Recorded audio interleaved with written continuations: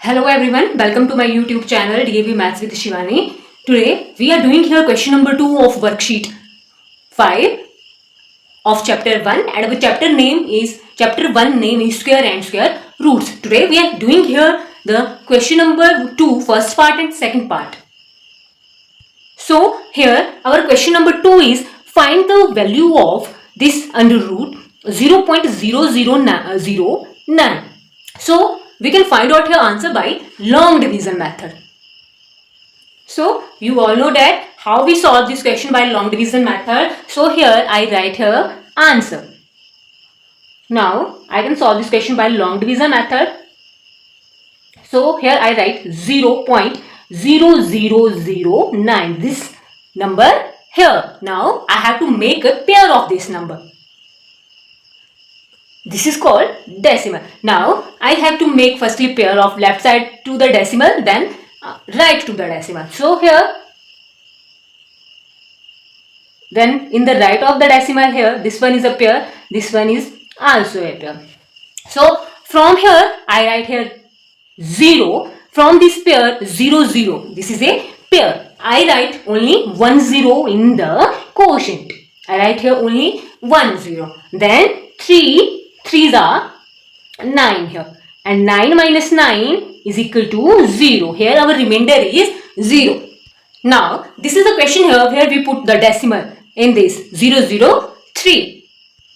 So here we see that after decimal there are two pairs here. This one is the first pair, this one is the second pair. 1 2, first pair, second pair. Then after before 2 digit I have to put this decimal 1 2 here. So our answer is equal to 0.03.